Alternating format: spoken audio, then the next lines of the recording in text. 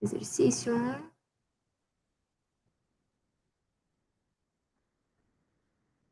É de viscosímetro.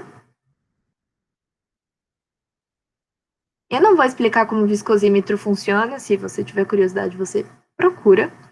Mas a carinha dele é mais ou menos assim, ó. Tem uma parede, tem um rotor,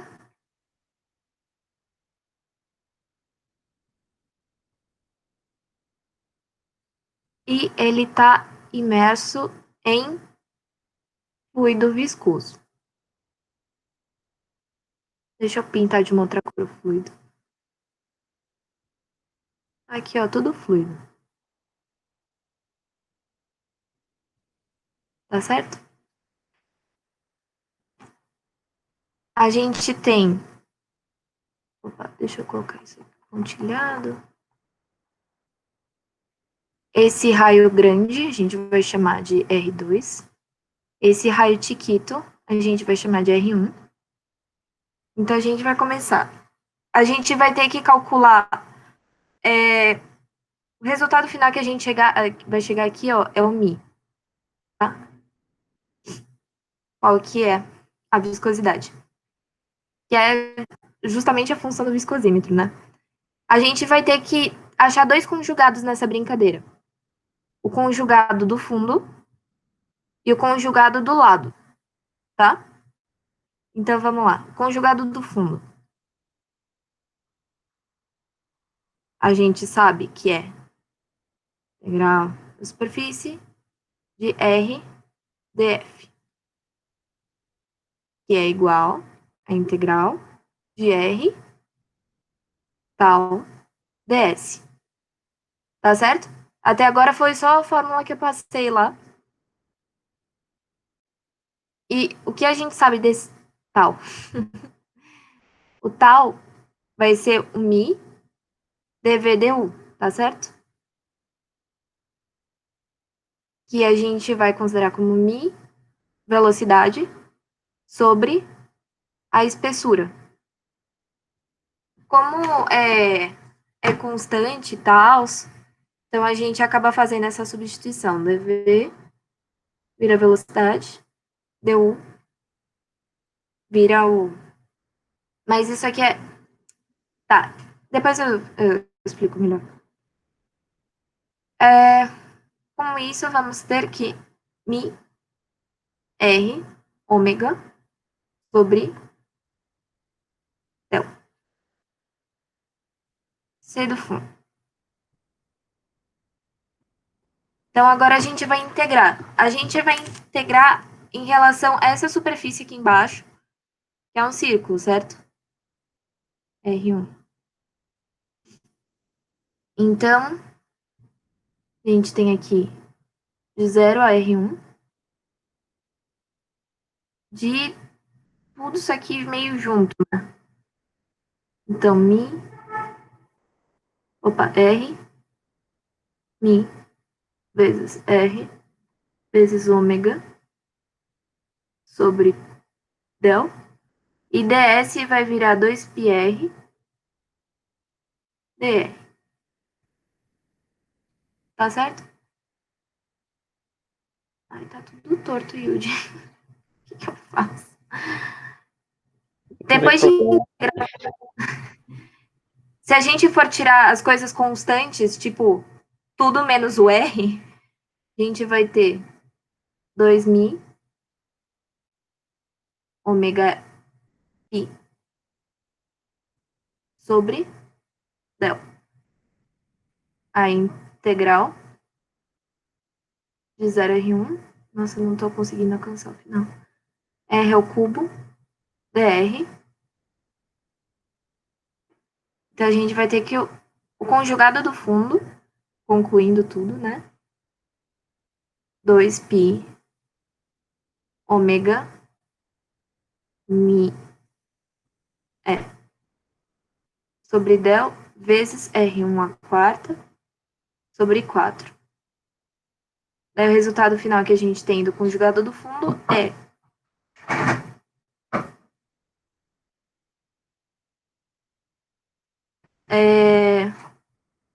mi ômega pi d1 ao quarta sobre 32. Del. Ou se tiver confuso, me avisa, tá? Eu sou ruim pra explicar.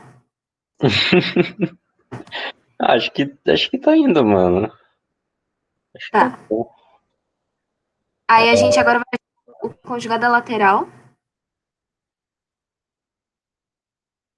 No mesmo esquema. É a mesma coisa, o que vai mudar é a área que a gente vai só pegar a lateral, tá? Então sempre separa, pelo amor de Deus, senão fica tudo confuso. RDF igual R. Opa, não, esse R não era aqui, não. Era aqui. R tal DS. Então, a gente tem que tal MI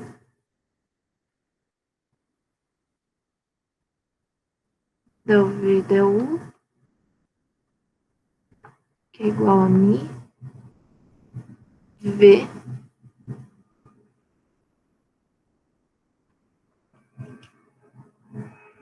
Aí agora a espessura aqui, ó.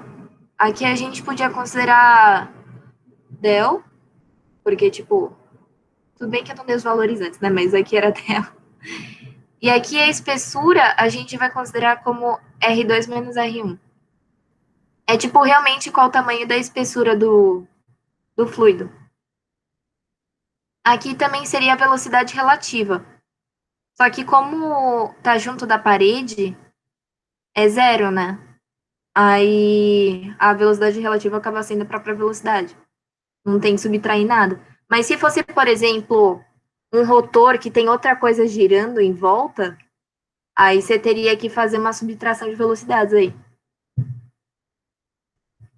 Tá? Que é igual mi R1 ômega sobre R2 menos R1.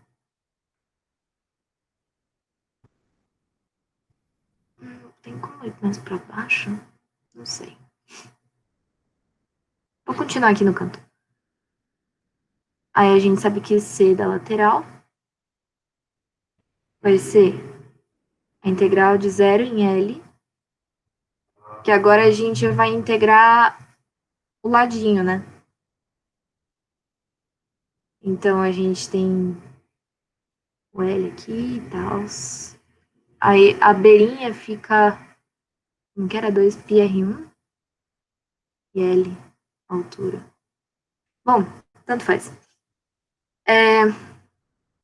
Então a gente tem aqui R2, Mi, R2 ômega, sobre R2 menos R1, vezes 2π R2dx, que é igual R2 ao cubo, mi ômega, ai, vezes 2π. Tudo sobre R2 menos R1. Integrando zero em L de 1 dx, que vai dar 2π mi ômega R2 ao cubo L sobre R2 menos R1. Aí o conjugado total seria a soma desses dois, mas o que eu queria mostrar é onde que vai mudar os dois para prestar atenção. Aqui, ó. Deixa eu ver se vai. É a grande diferença aqui e aqui. Quando você está na base, você integra em relação ao raio. E quando você está na lateral, você integra em relação ao comprimento. Eu sei que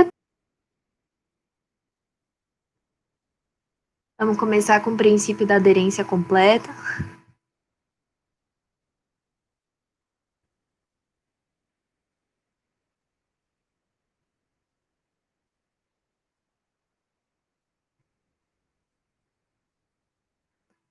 Que a ideia é que o fluido tem velocidade relativa com a parede de velocidade relativa entre fluido e parede é zero. Então, a gente tem o fluido aqui com velocidade v. Deixa eu mudar aqui a cor. Aí a gente tem que a velocidade relativa vai ser aqui, ó. Nesse perfil de velocidades aqui é zero. Fazendo como se fosse linear aqui, bem simplificado. Também temos a força viscosa.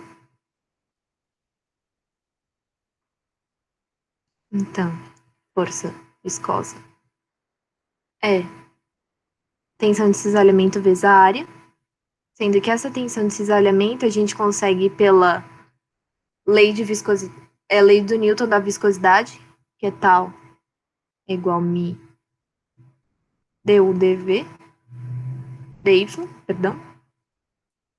Esse du é em relação à velocidade. E esse dy é em relação à espessura. Num desenho, seria mais ou menos assim. A gente tem o eixo y, o eixo x. Aí a gente tem aqui a parede. O fluido está aqui.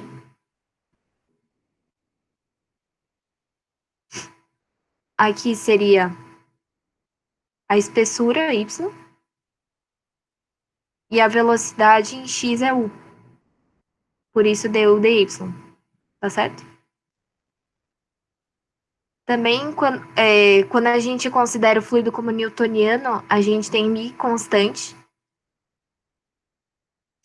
Importante isso. E acho que agora do comecinho... Deixa eu tirar isso aqui daqui.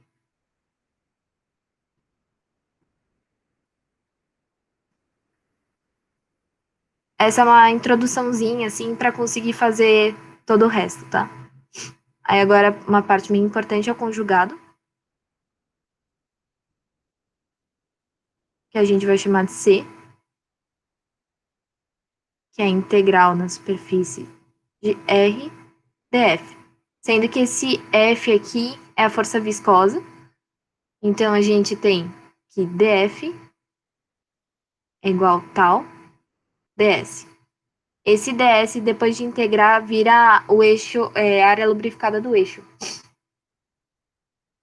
Então, temos também a potência, que é pot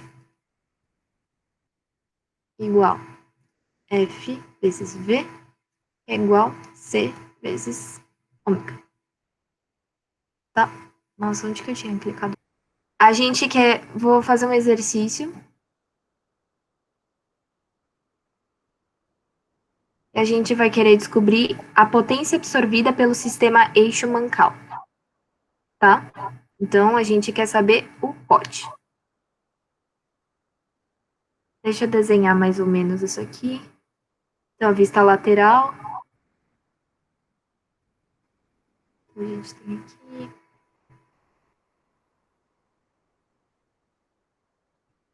Eu não desenho bem, não, tá? Só fiz. Vou fazer o fluido verde. Bem saudável. A gente tem fluido aqui entre o eixo Mancal. E agora a visão de frente. A gente tem eixo aqui, Mancal. Eu me sinto o próprio Malaus desenhando. Uau.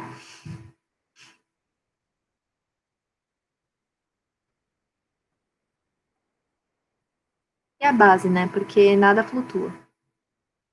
Deixa eu pintar aqui o fluido. O fluido tá aqui, tá?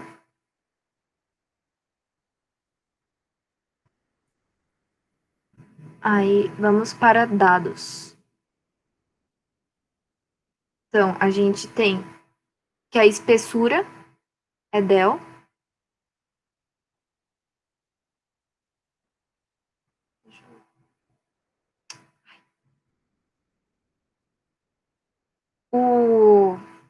Aqui, o raio grande R2, o raio pequeno R1. Finge que tá no centro. Edita isso no vídeo. Tá, a rotação tá pra cá. E a gente tem uma força aqui, que é DFT.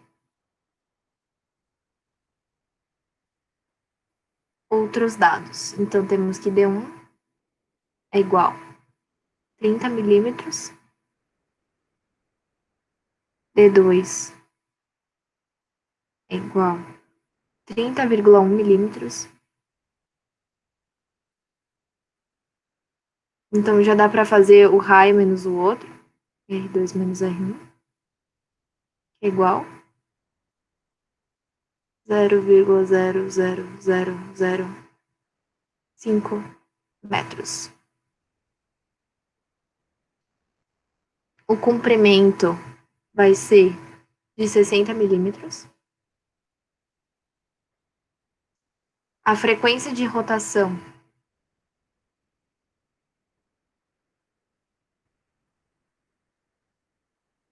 é 5.000 RPM.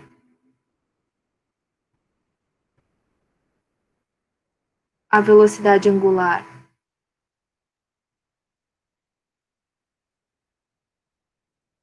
ômega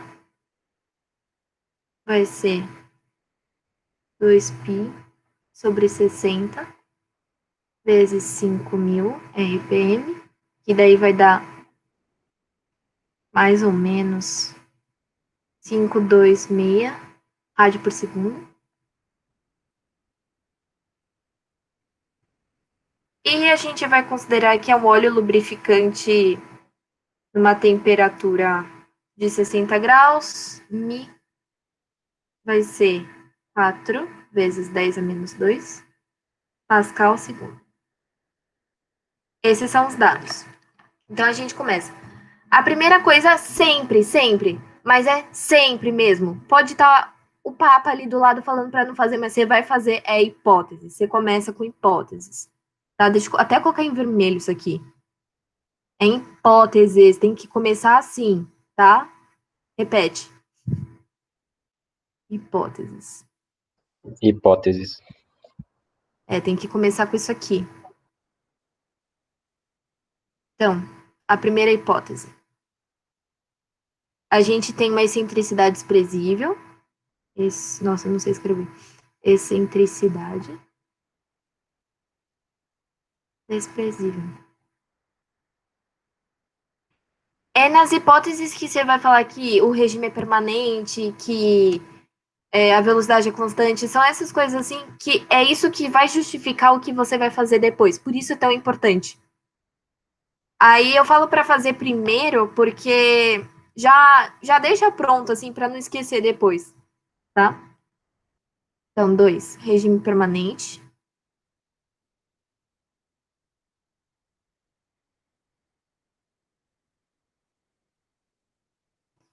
E 3, a distribuição linear, a distribuição de velocidades é linear, tá? A gente vai considerar distribuição linear de velocidades.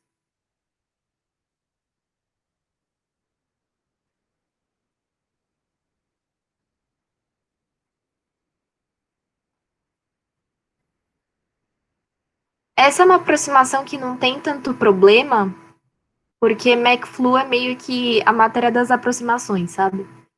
Então você pode ter um erro de até 10% na resposta. Por isso que você pode aproximar. No geral, você fala que é uma distribuição linear, mas em exercício que é para tratar da velocidade mesmo, você vai ter que achar qual que é a distribuição da velocidade. Tá, eu vou limpar isso aqui.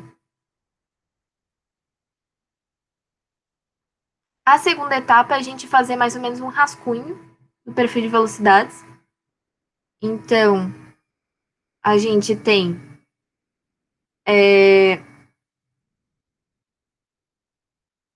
ó, tem o R1 aqui, o R2 aqui.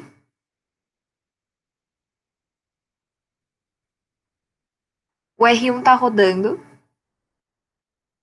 e o R2 tá parado. Então a gente vai seguir aquela ideia do princípio da aderência completa. Então, a gente tem que aqui R1 e aqui R2. Vai ser mais ou menos assim o perfil de velocidades, tá certo? E a gente vai chamar isso aqui de V1, essa velocidade máxima aqui. Que V1 vai ser ômega R1. Aí agora a gente vai partir para as equações, tá? Isso aqui é o perfil de velocidades.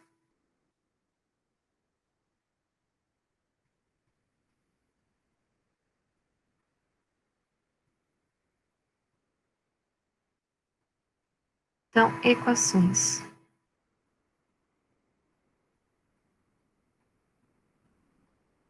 A gente está lidando com o rotor, então a gente vai usar o conjugado. Conjugado. Que vai ser C é igual del S R1 dft. E a gente sabe que dft é tal ds. Aí a gente vai para a lei de Newton para achar esse tal. Então, lei de Newton.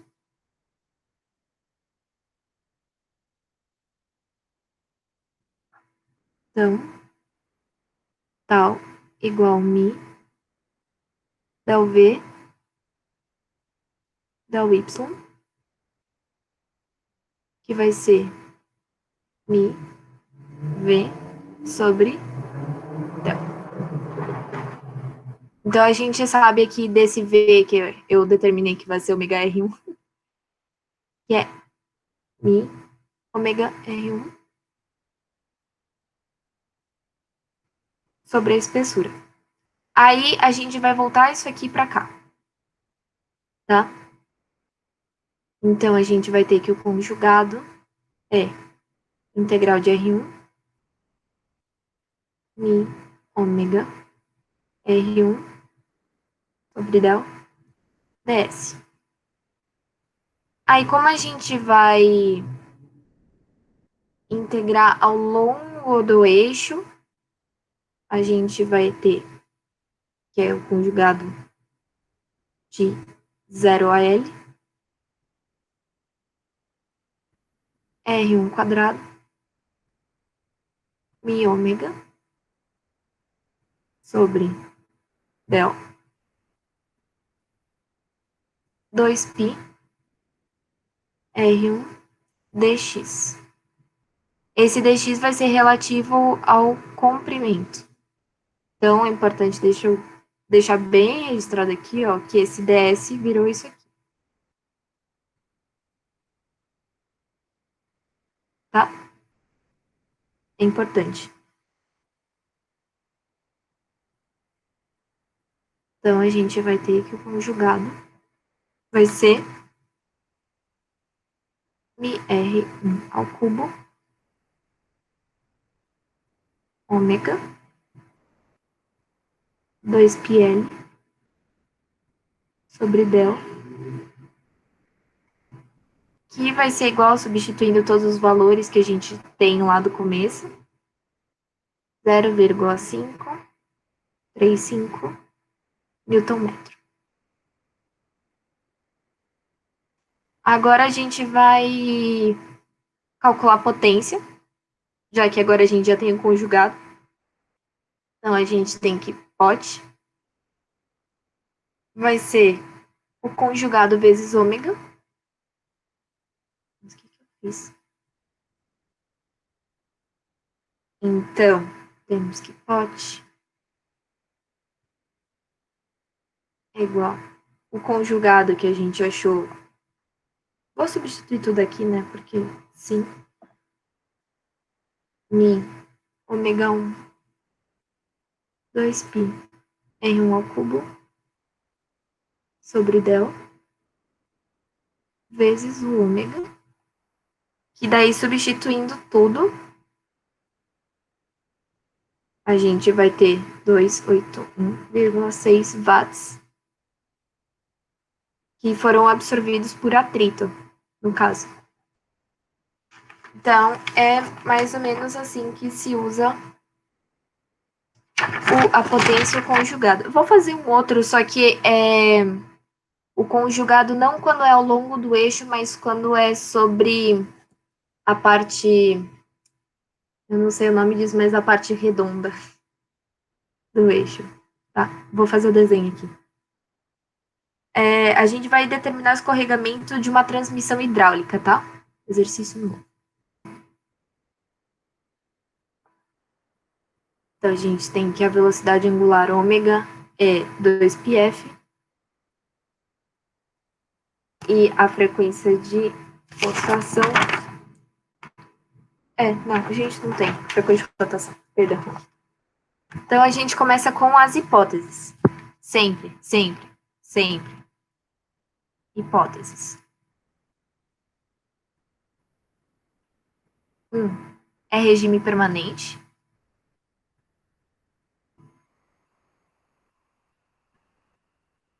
2.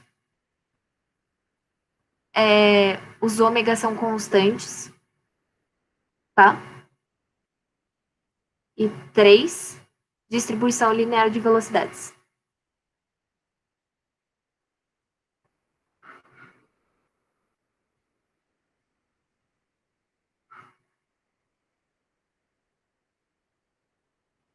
Aí, como seria o perfil de velocidades?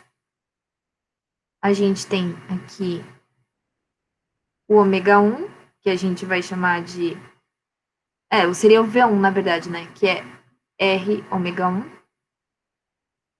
E aqui a gente tem o R ômega 2. Então, a distribuição linear. Então, a gente tem aqui um trapézio, tá certo? Que bonito.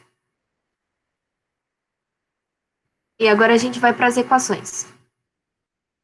Equações. Então, primeiro conjugado. Então, C igual integral de R df, que df é igual tal ds. O tal a gente já sabe como achar, que é mi del v del u, que vai ser mi vezes a velocidade relativa aqui, v1 menos v2, sobre a espessura, que é epsilon. Então, a gente sabe que é mi r ômega 1 menos ômega 2 sobre epsilon. O ds, já que é na parte redonda da transmissão, vai ser 2πr/dr.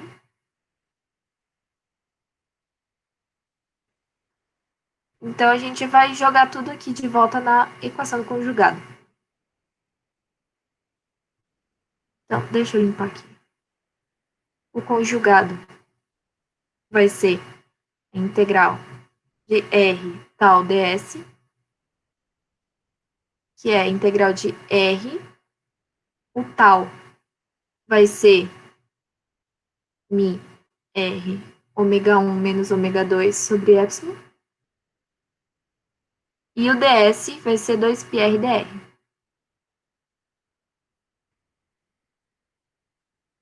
Nisso a gente tem que o conjugado é mi ômega 1 menos ômega 2.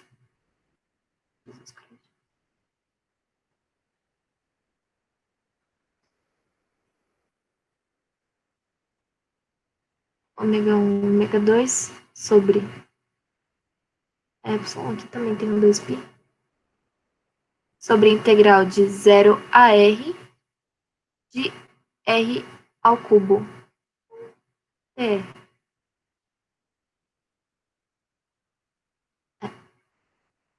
Chegamos que o conjugado vai ser 2π Mi ômega 1 menos ômega 2, tudo sobre epsilon, vezes R² sobre 4. Aí o que a gente queria achar no começo era o escorregamento. Então, ômega 1 menos ômega 2, que tá aqui. Já passando para diâmetro, né? Então, vai ser o conjugado vezes 32 epsilon sobre π d² mi. Suavinho, né? Aí, se tiver uma situação em que, por exemplo, um viscosímetro que você tem aqui, o fluido tá tanto ao redor, ao longo do comprimento e na base, você soma o conjugado do fundo com o conjugado lateral. Mas é o mesmo procedimento dos outros dois. Agora, eu queria fazer um que não tem conjugado. É só realmente o uso da força viscosa aqui. Opa, não, está tudo torto. Vai ser A. E essa distância aqui é delta. Essa parede aqui é C. Mi1, Mi2. Tem uma força. A gente tem que achar essa força.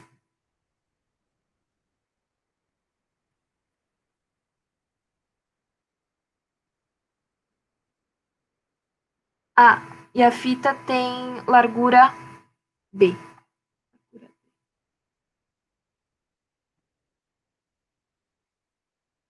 E Mi2 igual K1. Então, começando pela lei de Newton primeiro para esse Mi1. Então, a gente tem que tal 1 é Mi1 vezes V0 sobre a espessura. Então, é A menos del menos E. E Mi2 é igual a K1, que é o valor de Mi2 aqui, vezes V0 sobre a espessura que tem aqui, que é del. Então, temos que F igual tal vezes a área. F vai ser... Ai, ai. Tá. Tal 1 mais tal 2 vezes a área. Então, Mi1 V0 sobre A menos isso aqui, mais K1 vezes V0 sobre tudo isso vezes a área, que é C, vezes B, que é a largura.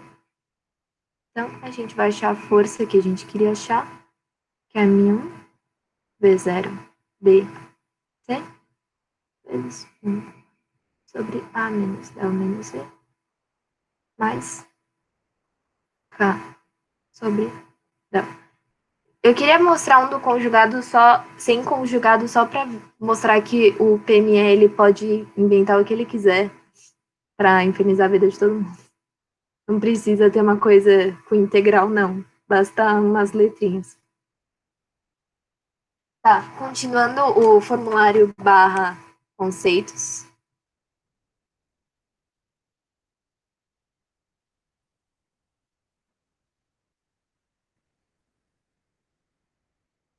Eu queria dar, tipo, um mini destaquezinho para cavitação. Então, cavitação. É mais para explicar como que é, porque exercício que aparece cavitação geralmente é para você achar pressão, para ver se a pressão tá. É aquela que ele pediu. Então, deixa eu mostrar aqui. pressão atmosférica local. Isso aqui seria uma pressão absoluta igual a zero. Não existe, tá? Então, o que é para mostrar a diferença entre pressão absoluta e pressão relativa. Então, a pressão absoluta seria essa vindo desde o zero, que é diferente da relativa, que é só em relação à pressão atmosférica local. Mas pode acontecer, isso aqui é o caso de uma pressão relativa positiva, mas pode acontecer da pressão relativa ser menor que a pressão atmosférica local. Então, a gente tem uma pressão aqui, e a pressão absoluta é menor que a pressão atmosférica local. A pressão negativa. Nesses casos, pode acontecer cavitação, que está relacionado à pressão de vapor. Tá? O que acontece na cavitação? Você tem, por exemplo, uma tubulação aqui, e por algum acaso ela fica estreita. Nessa parte estreita, a velocidade aumenta e a pressão cai. Mas pode ser que a pressão caia tanto que atinja a pressão de vapor do líquido e forma bolhas de vapor. Então, temos bolhas de vapor. Quando essa bolha chega aqui, na parte que ela volta a expandir a tubulação, essa bolha implode. Então, é diferente de explodir. Ela explode para dentro, assim. E nisso tem uma pressão, gera uma energia absurda que estoura tubulações, não sei o que. Por isso que esse é um tema bem importante. Se vocês tiverem aula com o Marcos Tadeu, provavelmente ele mostrou vários vídeos e fotos sobre captação. Ele ama de paixão esse tema. Deixa eu ver se eu tenho algum exercício com cavitação aqui. Acho que não.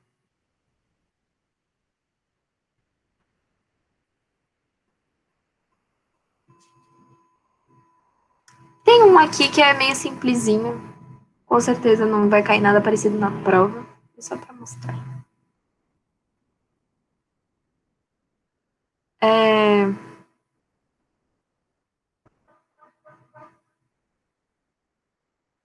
Tá. A gente tem um óleo com pressão de vapor de 20 kPa. Então, pressão de vapor é 20 kPa. E é movimentado por um pipeline com bombas igualmente espaçadas. Cada uma das partes aumenta a pressão do óleo em 1,3 megapascal.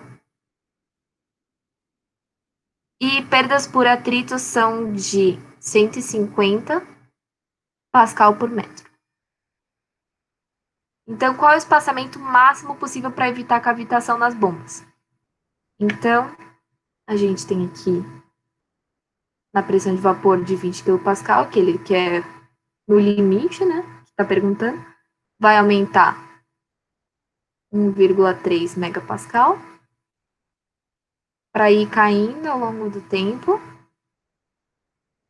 para chegar de novo em 20 kPa. Tá? E daí aqui vai ter uma outra bomba que vai voltar a aumentar em 1,3 megapascal. Então, a variação de pressão vai ser perda do atrito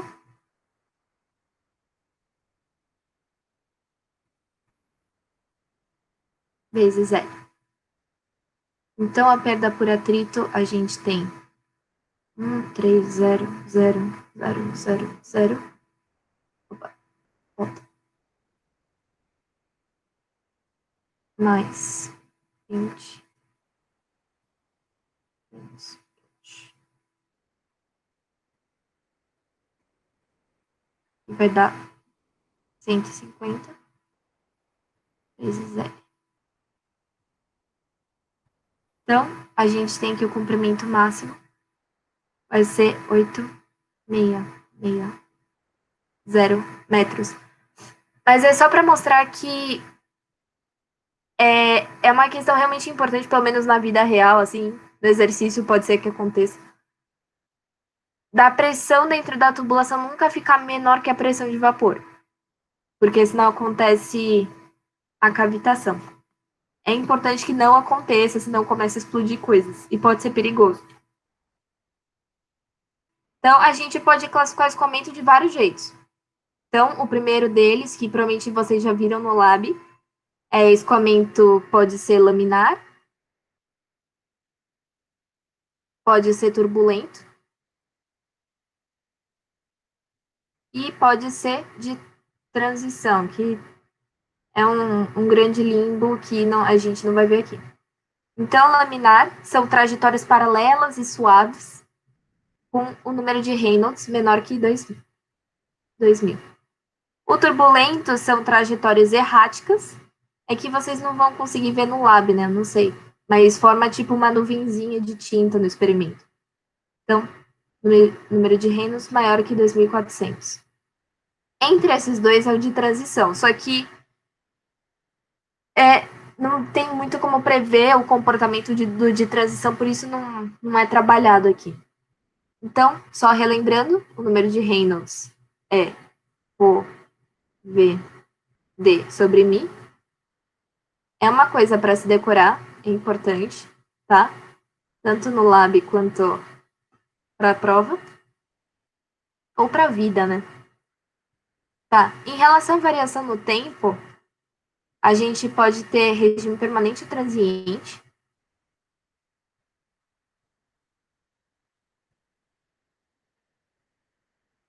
Quando a gente tem regime permanente, a gente consegue afirmar que del V, del T é igual a zero. Ou seja, ele não varia no tempo. Ou, lógico. Sobre compressibilidade, a gente pode ter um líquido compressível ou incompressível.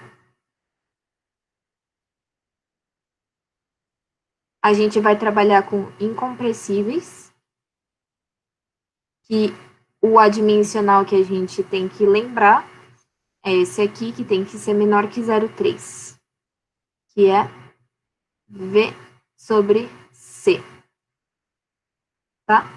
E quando é incompressível, o que, que a gente sabe sobre ele? Que isso aqui é zero. Então, deixa eu marcar aqui coisas importantes. No geral, esse aqui, né? Então, nossa, que feio. Volta. Aqui. Os Reynolds são importantes. Isso aqui é um absurdo de importante. Isso aqui pode ser que eles cobrem, pode ser que eles não cobrem. Vai depender da vontade deles. É isso aqui.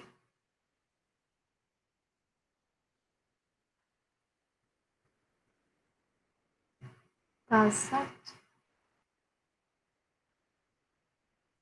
Então, continuando. Isso é formas de classificar o escoamento. Aí a gente tem linha de corrente, que é como se você tirasse uma foto do escoamento naquele momento e você visse o lugar geométrico de cada partícula, tá? É diferente de trajetória, só que no regime permanente laminar, assim, acaba sendo a mesma coisa. Então, a gente tem que ver D igual a zero. E daí disso, vou já pular para a conclusão. dy dx é igual a v sobre 1.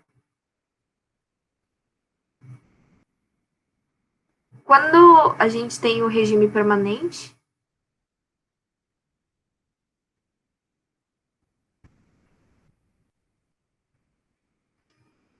a linha de corrente e a trajetória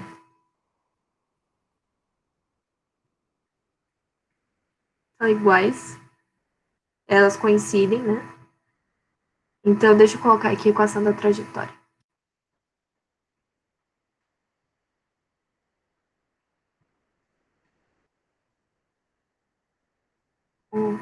dx. Não. E v igual dy dt. Que isso aqui também pode ser registrado uma equação paramétrica.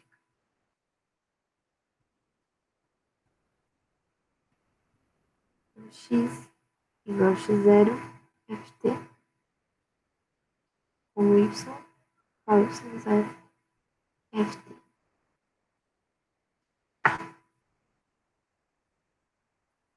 Então, vamos fazer um exercício. Deve ser o mesmo exercício que todo professor faz. Eles gostam desse. Tá.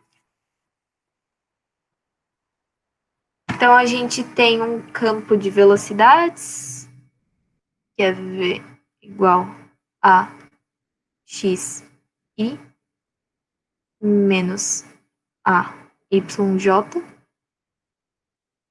sendo x e y em metros e a é igual a 0,3 segundos a menos 1. Então, primeiro a gente vai tentar achar a equação da linha de corrente do plano XY. A gente vai considerar um escoamento bidimensional.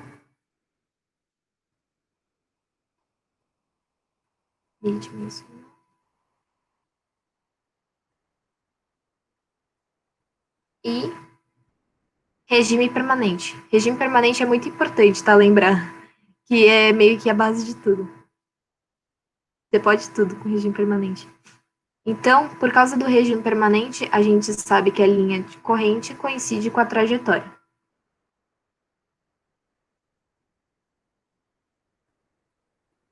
Então, a equação da linha de corrente, dy dx igual v u.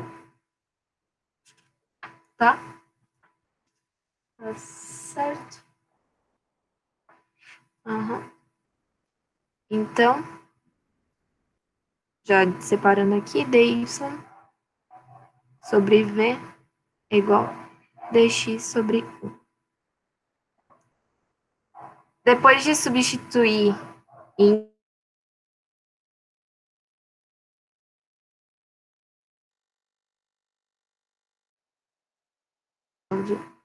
dy sobre v, que é a y, menos a y, é igual a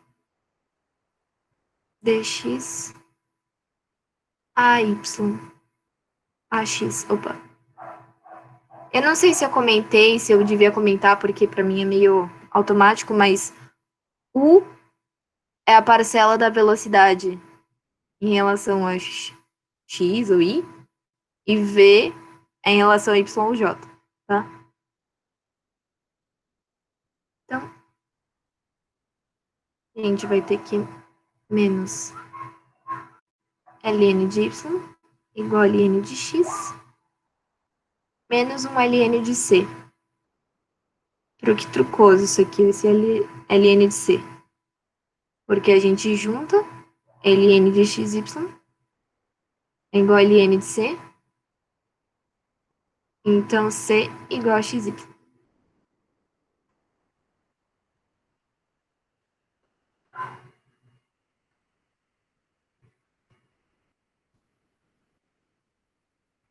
Tá.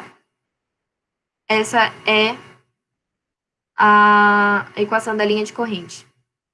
Então, a gente tem aqui a equação da linha de corrente, que é cxy. E a gente quer montar o gráfico pelo ponto 2, 8. Então, a gente quer 2, 8, ou seja, x0, y0. Então, c igual a x0, y0, igual a 2 vezes 8, que é igual a 16. Então, y, x Deus do céu, como que eu boto?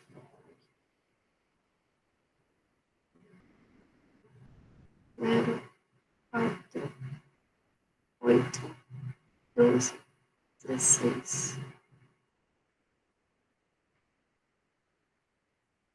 4, 8, 16. Então,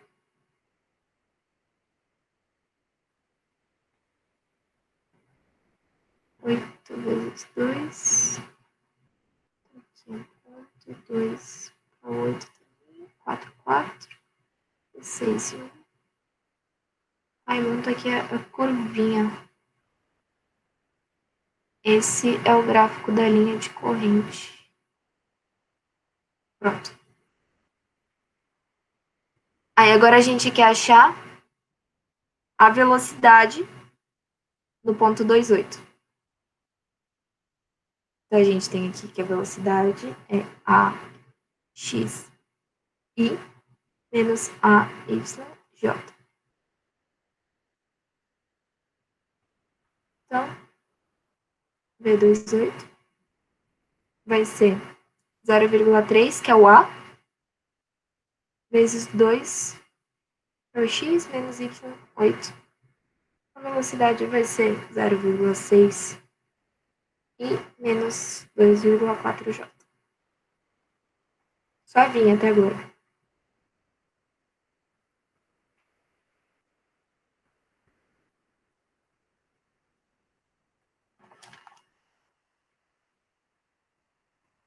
Agora vai ser um mais complicadinho. A posição em t igual a 6 segundos da partícula que estava em 2,8 em t igual a 0. Mas para saber a posição, a gente tem que calcular a trajetória, tá? Trajetória. Lembrando que é o regime permanente, então a trajetória coincide com a linha de corrente. Então, a trajetória a gente tem Q igual a dx dt e V igual a dy dt. Aí a gente tem que a velocidade vai ser axi menos ayj.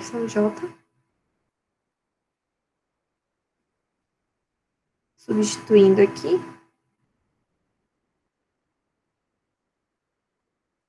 Isso aqui é a parcela U, né? Essa aqui é a parcela V. Então, V igual a dx dt em I menos dy dt em J. Ó, esse é o U, esse é o V.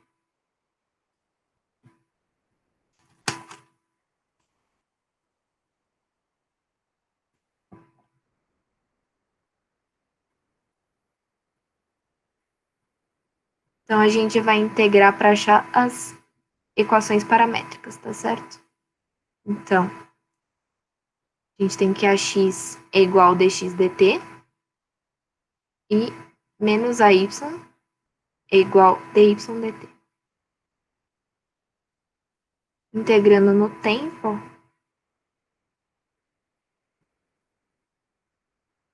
a dt igual a dx sobre x, também integrando, só que x0 a x.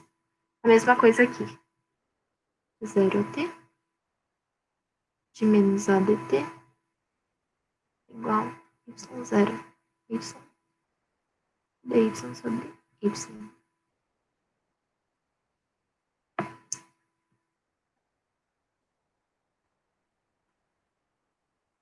Então, at igual a ln x sobre x0 e menos at igual a ln y sobre y0. S a y. Isolando x aqui, a gente tem que x igual a x0, vezes e elevado a t, e y é igual a y0, vezes E elevado a menos AT. Essas aqui embaixo são as equações paramétricas, tá? Tô apresentando já. Aí, usando essas equações paramétricas, então, deixa eu escrever aqui em cima. X igual a x0 vezes EAT e y igual a y0 vezes E elevado a menos AT. Então, a gente quer achar a posição para t igual a 6 segundos, certo? Então, x igual a x0, que é 2, que era onde ele estava em t igual a 0 segundos, vezes E elevado a que é 0,3, vezes t, que é 6, vai ser 12,1 metros. E y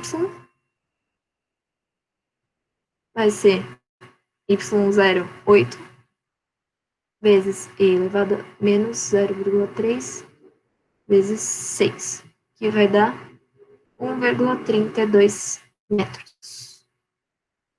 Então, em t igual a 6 segundos, a partícula que estava no ponto 28, no início, ela vai estar no ponto 12,1 e 1,32. Para saber a velocidade da partícula que está aqui, no tempo t, 6 segundos. Então, eu quero saber a velocidade em 12,1 e 1,32. Vai ser a mesma de achar a velocidade nos outros pontos. Então, V igual a xi menos yj. Daí, substituindo os valores, eu tenho aqui V vai ser 3,63i menos 0,396j. Mas é a mesma coisa, só substituir valor. E agora vamos finalmente achar a equação da trajetória.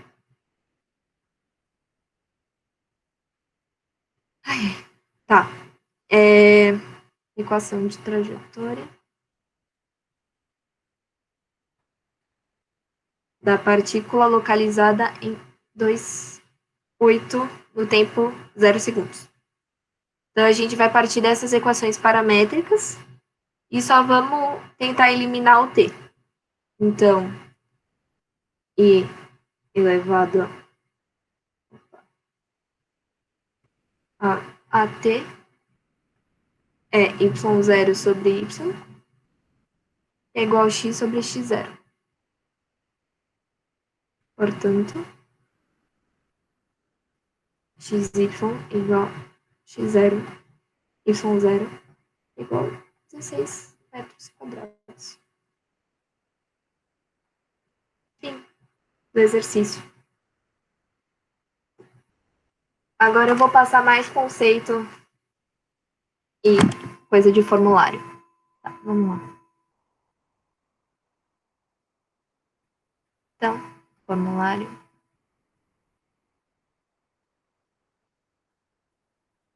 Barra conceitos.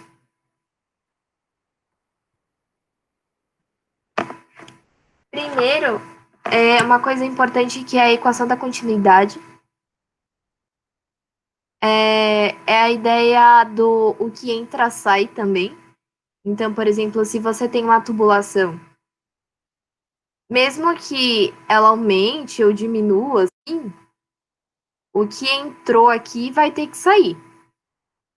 Então, a gente tem que a vazão de entrada vai ser igual à vazão da saída. Então, Q entrada igual a Q da saída.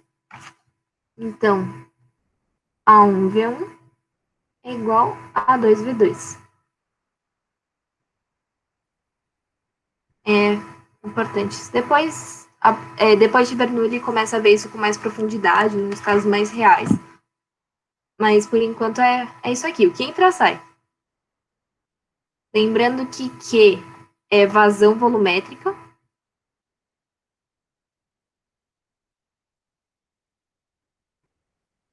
Então, Q é igual a velocidade vezes a área. que vai ser metro cúbico por segundo. E a gente também tem a vazão máxima,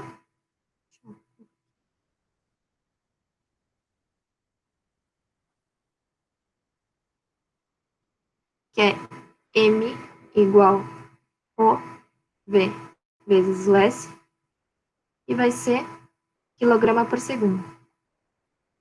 Só ressaltando aqui que são coisas diferentes, então para prestar atenção. E uma das últimas coisas também, a aceleração.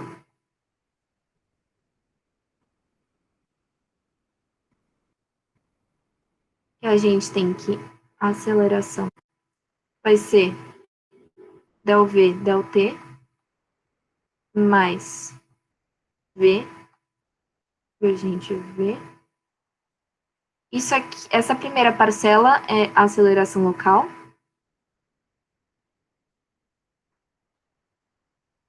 E essa segunda parcela é a aceleração convectiva.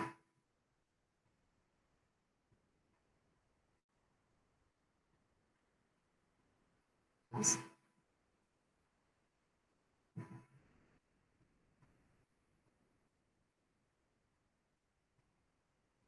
Beleza, deixa eu ver se tem um exercício. Ah, lembrando que se for regime permanente, essa primeira parcela é zero, tá?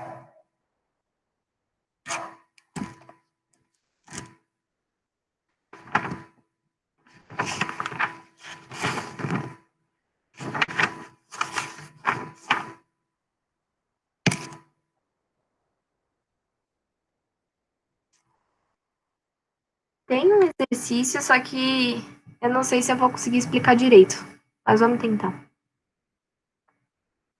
A gente tem uma partícula A, exercício,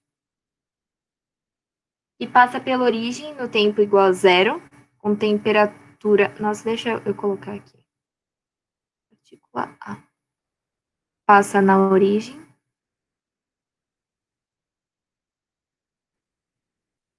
Em T igual a 0 segundos. E a temperatura é TA, que é igual a 273 Kelvin. E VA é igual a 10 metros por segundo. No ponto alfa, que é 0,141, a partícula A passa num tempo maior que zero, com temperatura igual a 285 Kelvin. Mas nesse mesmo instante, tem uma partícula B, está passando pela origem,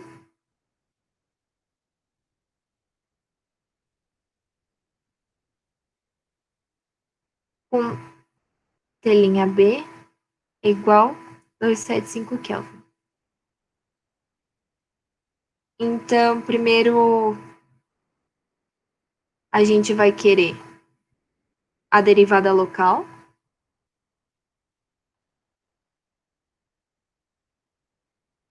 a convectiva e total da temperatura.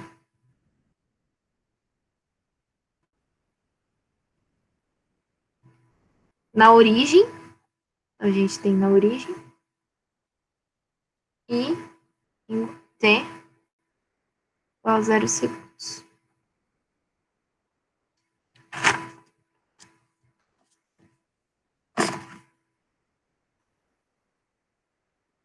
Aí B também já vou passar aqui. Vai ser tudo meio junto. É derivada total da temperatura.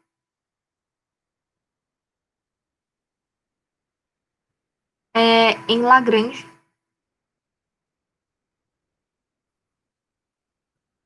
Em T0. Tá certo? Então vamos fazer um desenho para representar toda essa bagunça. T igual a 0 segundos. está na origem. A partícula A tem VA igual a 10 metros por segundo. E temperatura A é 273 Kelvin. Ponto 0, 0, 0. E a gente tem T' maior que zero, que a gente tem ainda na origem o ponto B com T' B igual a 275 Kelvin.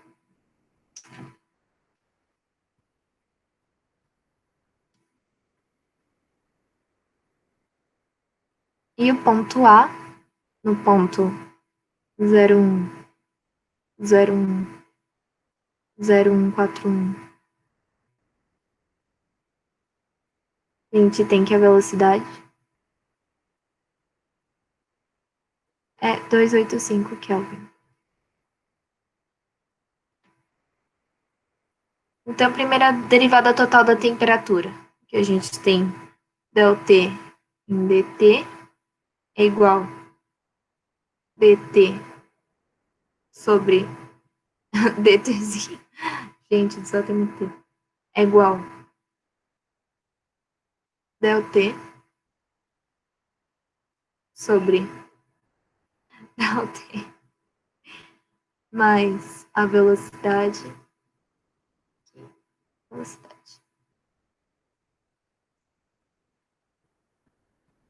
A gente vai tratar como coordenadas associadas à trajetória, tá? Fica mais fácil. Então, temos que V igual V. Esse vetor aqui. Portanto, V.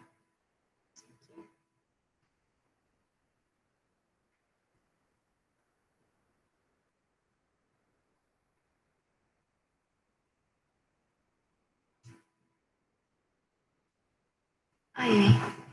Então, no problema a gente tem que ΔT sobre derivada parcial da temperatura em relação ao tempo. A gente vai considerar como aproximadamente ΔT.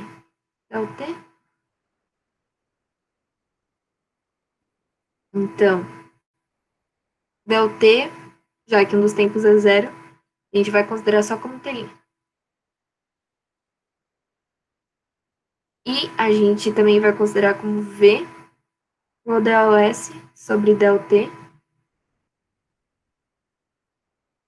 mais ΔT igual ΔS sobre V.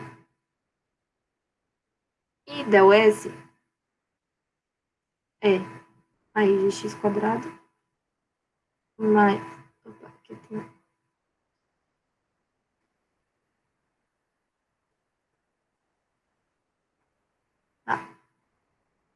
Δx quadrado mais Dy quadrado mais Δz quadrado. Que vai ser 0,2 metros. Então, a gente tem que ΔT é 0,2 dividido pela velocidade, que é 10, igual 0,02 segundos, que é esse tempo aqui.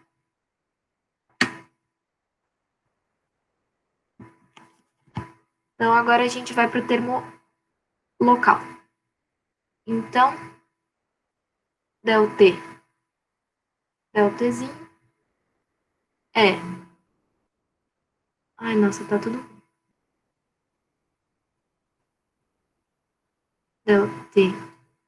ΔTzinho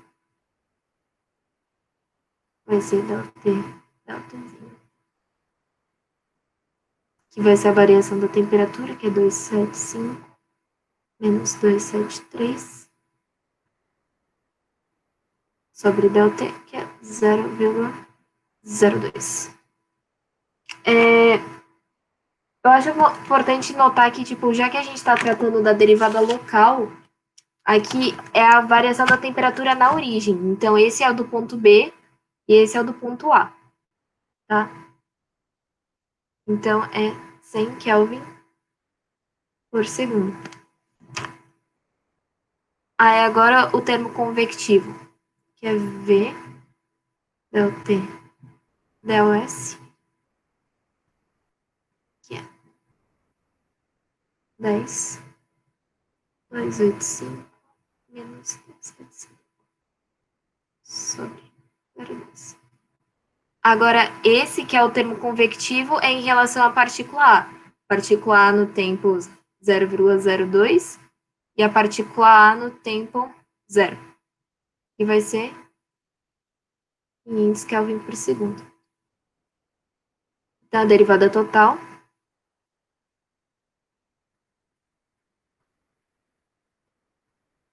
é 100 mais 500 igual a 600 Kelvin por segundo.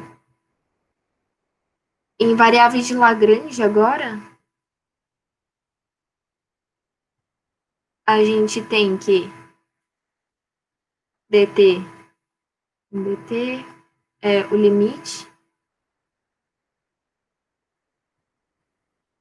em ΔT indo para zero de ponto a temperatura de A no tempo T' menos a temperatura de A no tempo T0 sobre ΔT, é aproximadamente ΔTA sobre ΔT. E também que ΔT é o limite. Agora, de 285 menos 273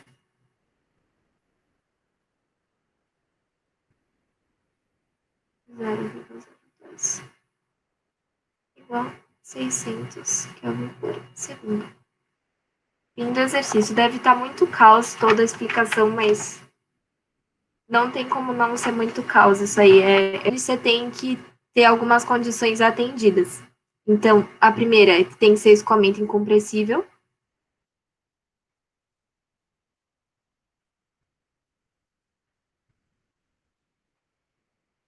Depois, regime permanente.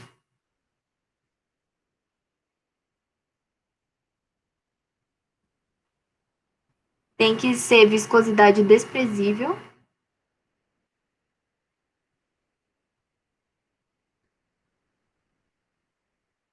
E as forças que agem são só pressão e peso. Daí nisso a gente tem a equação de Bernoulli, que é V1 quadrado sobre 2G, mais P1 sobre gama, mais H1 é igual a V2 quadrado sobre 2G, mais P2 sobre gama, mais H2. Esse componente aqui, ó, da pressão junto com a altura, chama carga piezométrica.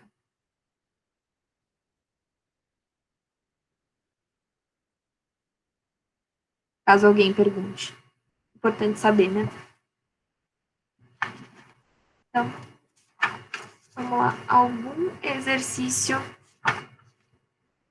pelo menos um, né, de Bernoulli.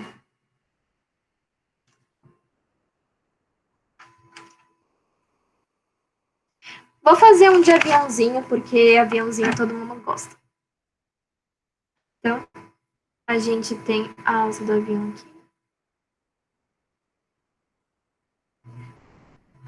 Então, a gente tem um avião voando a 322 km por hora, que vai dar 89 metros por segundo, a uma altitude de 1.500 metros. Em atmosfera padrão, tem velocidade medida no ponto 3 da asa. Deixa eu mostrar os pontos aqui. 2 e aqui. 1.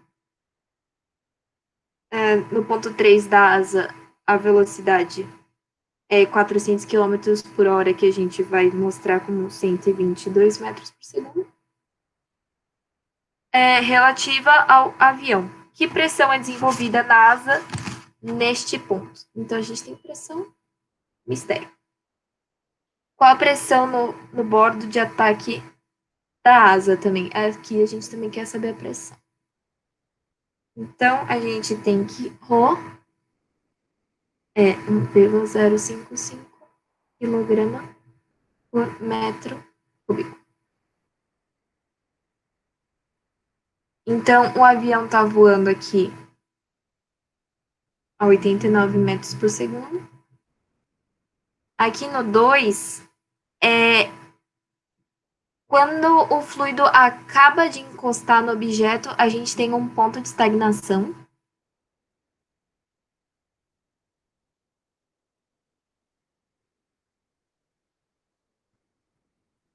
Então, V igual a zero.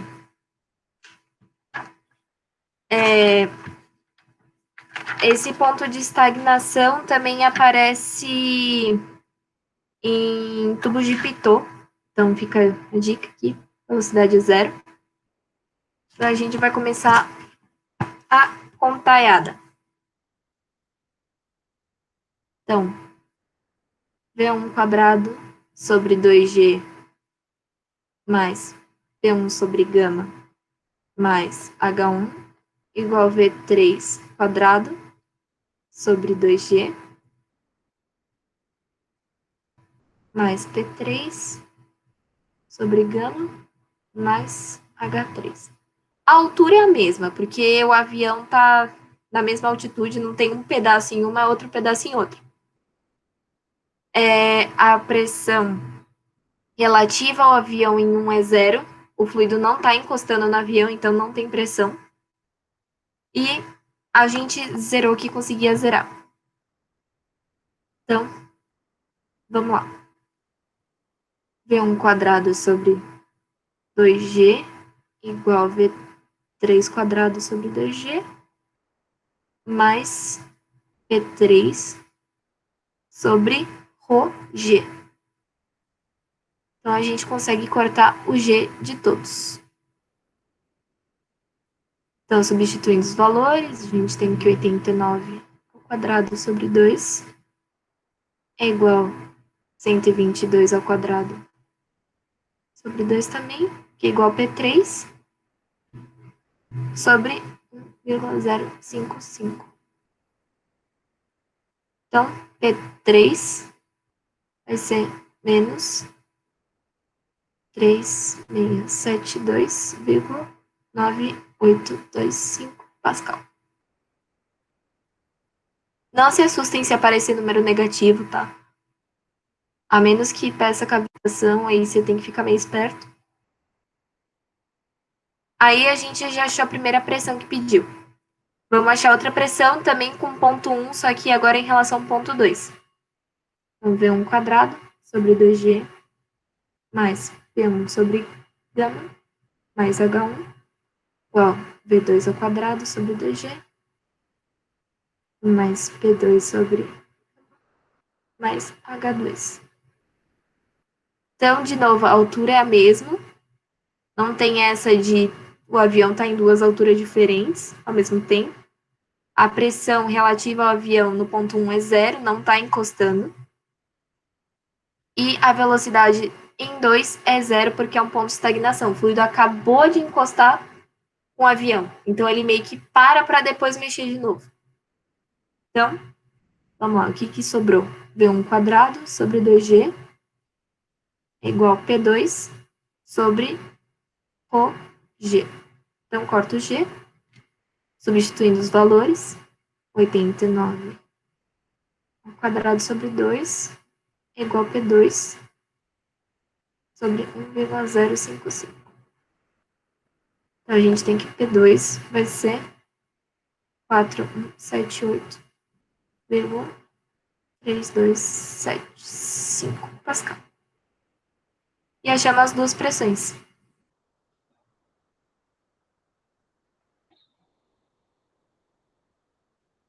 É no Moodle, tá? Moodle. Então, tem de terça às 16h30 até 18 horas. E o outro horário eu não lembro qual que é, mas ou é quinta ou sexta. Tem lá no Moodle, no das turmas gerais, tem 2 espacinhos lá só para monitoria. É via chat. Infelizmente, mas é. E é isso, pessoas. Colhem da monitoria. É o recado no final. É mais fácil explicar na monitoria do que aqui.